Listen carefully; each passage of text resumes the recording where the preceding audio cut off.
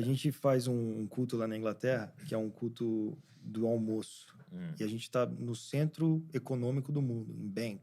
Todos os bancos do mundo estão ali.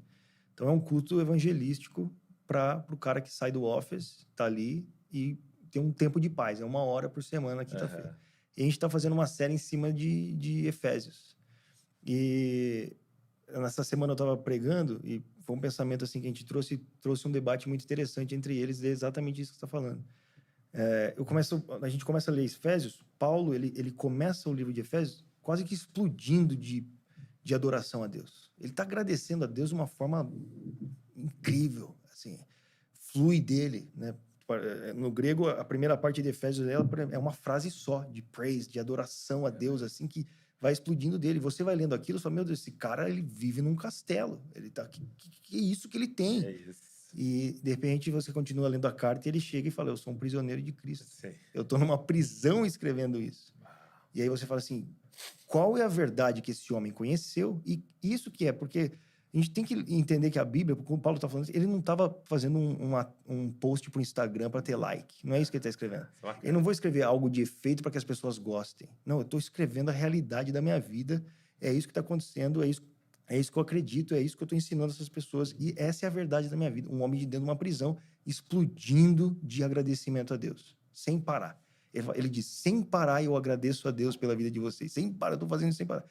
Qual é a verdade que esse homem conheceu? Que em uma prisão ele vive isso. Será que isso não é o que Jesus pergunta aos seus discípulos? O que o homem não pagaria para ter? Porque é exatamente isso que o mundo corre ao redor. Então a gente tenta com o dinheiro, a gente tenta com a fama, a gente tenta com a nossa carreira, a gente tenta com o sucesso encontrar o que Paulo encontrou numa prisão. Que é só o evangelho, o verdadeiro evangelho, precioso evangelho de Cristo, que liberta o homem. Só ele nos liberta verdadeiramente, nos liberta ao ponto de uma prisão sermos os homens mais livres que já existiram. Nada mais tem capacidade para isso. E agora, como que nós olhamos para uma geração que está deixando isso perder? Você tá deixando isso escorrer da sua mão, sem olhar para isso com a preciosidade que é lá e falar assim, não, essa é a verdade da minha vida e eu vou construir a minha vida sobre isso. Eu não serei roubado. Eu preciso disso. E, Douglas, eu realmente quero... teve uma fase da minha vida que a minha alma estava em jogo. Sabe aquela fase que sua alma está em jogo? Que você sabe que você está frágil. Quando eu me converti aos 18 anos, regado de pensamento louco, cara. Eu li a Dita indiana, eu meditei, eu fui para todas Você as... tinha uma fome aí. Muita fome, mas assim, confuso, muito confuso. Cristo existe, não existe? Cristo era amigo de Buda, não era? Sabe uma confusão entrou louca? nessa vibe toda. E toda essa vibe. Eu percebi que a minha alma estava em jogo. O que eu fiz? Por 4 anos da minha vida, eu não li nada além da Bíblia e livros, e eu via tudo que afirmava o que a Bíblia estava falando. Tudo que realmente me trazia verdade bíblica. Por 4 anos da minha vida, eu alicercei a minha existência. E depois desses 4 anos, cara, eu pude ler qualquer coisa. Então você vai ver esse livro, eu falo Nietzsche, de tanto maluco aí, tá aí. Porque eu consegui ler depois de 4 anos de alicerçar a minha vida enquanto eu estava em jogo. Então existem momentos da nossa vida, e você que está ouvindo isso, quero que você saiba, que a sua alma, a sua fé, o que você acredita está frágil e você precisa alicerçar isso. Você precisa levar isso a sério e entender que é uma guerra, não só por você agora, é uma guerra pelo futuro. Por exemplo, se eu tivesse me perdido ali, eu não estaria casado agora, querendo ter filhos, cuidando de uma igreja na Inglaterra, com ministério aqui no Brasil, desenvolvendo trabalhos missionários, se eu tivesse perdido a minha alma ali, por dúvidas bobas, que um pouco de tempo, de foco e de estudo e de oração e de separação a Deus resolveriam meus dilemas. Então, depois desses 4 anos regado, cara, era só livro apologético, livro de avivamento, livro de teologia, eu li todos eles, eu li tudo. Em 4 anos dá para ler muita coisa. E muito a Bíblia, e um desses 4 anos foi só a Bíblia. Só a Bíblia. Eu não lia notícia, eu sou muito corintiano. Eu não lia nem notícia do Corinthians. Eu falei assim, 1 ano... E foi uma fase boa do Corinthians, eu perdi. Hoje seria bom para fazer isso. Hoje não era um foi jejum assim, bom. não foi um jejum de tipo assim, não, eu quero separar minha vida para que isso daqui molde a forma que eu pense. Molde a minha... Por que acontece isso? Por que eu preciso enxergar isso a partir do que a Bíblia está falando? Eu preciso enxergar a minha vida, a minha existência, casamento, dinheiro, política, família, tudo, meu vizinho, economia, através do que a Bíblia está falando. Eu acho que uma coisa honesta da galera que tá aqui com a gente, e se você tem fome da verdade, faz uma oração. Fala, Senhor, me revela a verdade. Não é o que o Luca tá falando, que o Douglas tá falando. Me revela a verdade. E aí, honestamente, vá ler sua Bíblia inteira. Vai. Uma vez um dia que eu considero um dos dias da minha conversão, das minhas conversões, né? Acho que a gente tem várias conversões aí. Hoje eu tô tendo uma aqui. Me tornar um Jesus Cop de verdade. Glória a Deus. Teve um dia que eu lembro onde eu tava, assim, onde eu tava deitado na cama, no apartamento, primeiro lugar que eu e a Val moramos, e eu ouvi uma pregação do Francis Chan. E eu era um cara, porque meu pai é pregador, então ele me ensinou a amar a pregação. Então eu sempre ouvi muita pregação. Tem uma época na minha vida, depois que eu fiquei nos Estados Unidos um tempo, aprendi inglês, eu ouvia 2 pregações por dia, assim, todo dia. Amava a pregação. E aí um dia eu tava ouvindo essa pregação do Francis Chan, que era, pare de ouvir pregação. Ele é um dos argumentos, né? E aí ele conta uma história, cara, que era de... quando 2 testemunhos de Jeová foi na casa dele, né? E começaram a tentar pregar para ele e tal. E aí ele começou a compartilhar com os caras. Pô, cara, deixa eu te contar um testemunho. Eu tava orando e na hora Deus respondeu. Depois eu tava pedindo isso aqui. No outro dia Deus respondeu. E, cara, Deus responde oração, não sei o quê. Aí o mais novo começou a ficar interessado, né? Aí o mais velho falou, vambora, tal.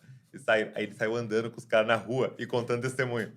E aí o mais velho parou e ele falou, o que você é? Você é um desses pentecostais maluco, tal? O que você é? Ele falou, não, cara. Não sou nada. Sou alguém que pega a Bíblia, lê e faz o que manda. É só isso que eu faço. Ele falou, tá aí seu problema. Porque você não tem como entender esse livro se um dos nossos líderes não te explicar. Aí ele parou chocado e falou, não. Tá aí o problema de vocês. Porque se eles estiverem mentindo para vocês, vocês não sabem.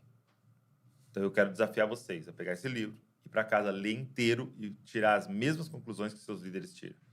Que Jesus é um anjo, não sei o que, não sei o que. E aí, ele voltou para casa, assim, né? Tipo, como se tivesse vencido uma batalha apologética, né?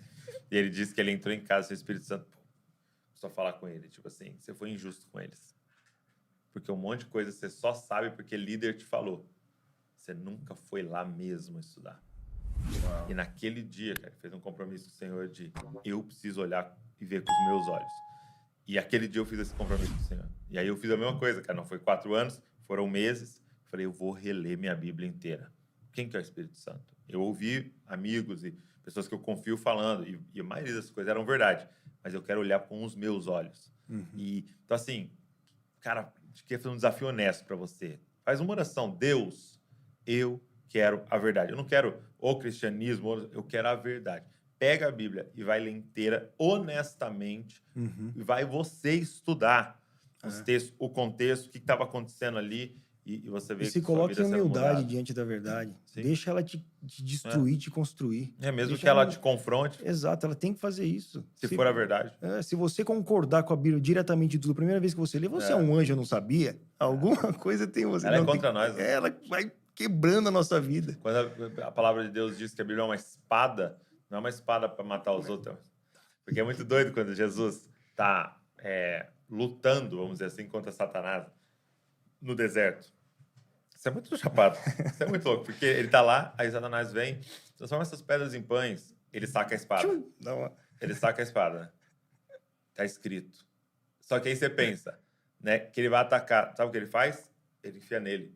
Nem só de pão viverá o homem. Quem tá com fome? Satanás? É ele. É ele. Uau. Nem só de pão viverá o homem, mas de toda palavra que sai da boca de Deus. Então, ele tá pegando a espada nele e mesmo, matando qualquer coisa que daria um lugar para aquele que ele tá batalhando. Então, aí não é uma espada para matar os outros, né?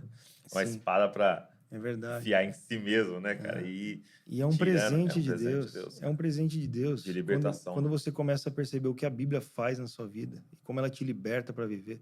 Nesse mesmo versículo que fala que aquela espada diz que ela é luz para iluminar o nosso pensamento, para dizer o que nós estamos pensando certo e errado. Ela é luz, ela mostra a verdade, ela mostra o caminho. É um presente de Deus para nós, que se a gente respeitar ela, Bonhoeffer dizia, se nós colocarmos a Bíblia onde ela deve ser, como a palavra de Deus, ela será sobre a nossa vida. E ela vai mudar a nossa vida realmente. Você pode fazer esse teste. São testemunhos nossos. Se coloca diante dela com humildade, deixa ela te destruir, te reconstruir. E veja.